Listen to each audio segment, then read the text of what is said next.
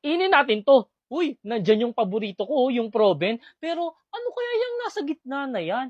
At saka, bakit may squid sa dulo? Bahala na nga. Tara, let's go. Let's go! First is, yung Proben. Pero guys, bago kainin tong Proben, don't forget to follow me at comment sa my comment section kung anong next na kakain natin. So, ito na nga, isasawsaw natin yan sa sukang maanghang. So, ito na. The best talaga. Guys, ewan ko ba, sarap na sarap talaga ako sa Proben. Kayo ba? I-comment nyo sa may comment section kung nakakain na kayo nito.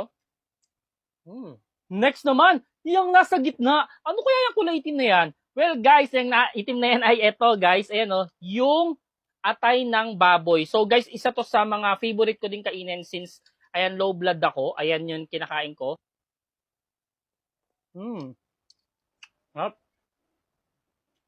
Next naman, yung nasa dulo, yung squid na yan. Ano ba yung squid na yan? Well guys, yung squid na yan ay ito, yung calamares. At yan guys, mayroon din siyang sausawan. Ibang sausawan naman, kulay.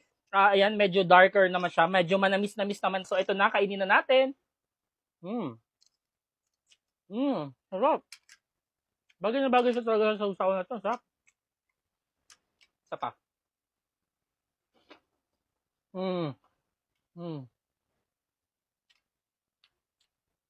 Like, follow, comment, and share! Kainin natin to. Pero teka, kakaiba naman yung mga kakainin natin ngayon. Merong garlic, merong onion, at saka steak. Ano ba yan? Bahala na nga. Tara, let's go! Let's go!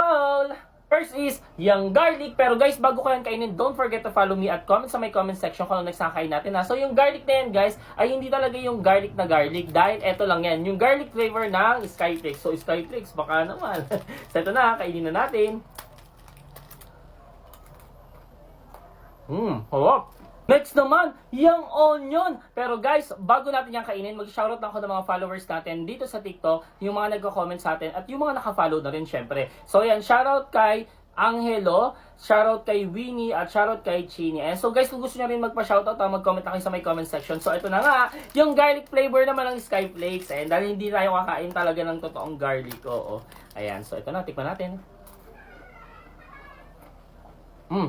Okay naman yung lasa pero mas masarap yung garlic.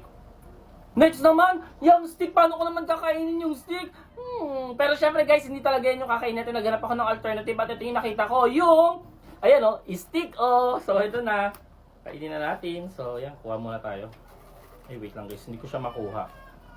Ayan o.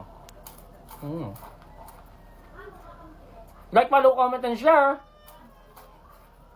Kainin natin to. Pero teka, bakit may telepono dyan? Nakakain ba yan? Bahala na nga. Tara, let's go. Let's go! First is, yung meatloaf. Pero guys, bago kayo kainin, don't forget to follow me at comment sa my comment section kung anong next nakakainin natin. So, eto na nga, yung meatloaf.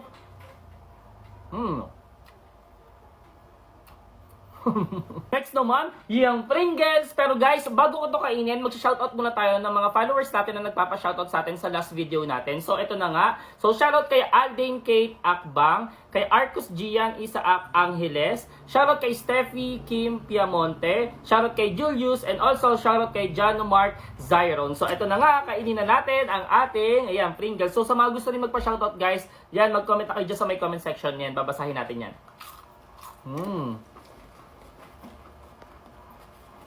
Ako talaga guys, mas gusto ko talaga yung original na Pringles. Next is, yung telepono. Paano naman natin yung kakainin? Pero syempre guys, hindi natin pwedeng kainin yan at naghanap ako ng alternative. At ito yung nakita natin, yung hello. Di ba pag pinik up mo yun, hello? Oh, ayan o, pwede na yun. Ayan, so kainin natin. Bubuksan ko na. Sarap. Like, follow, comment, and share.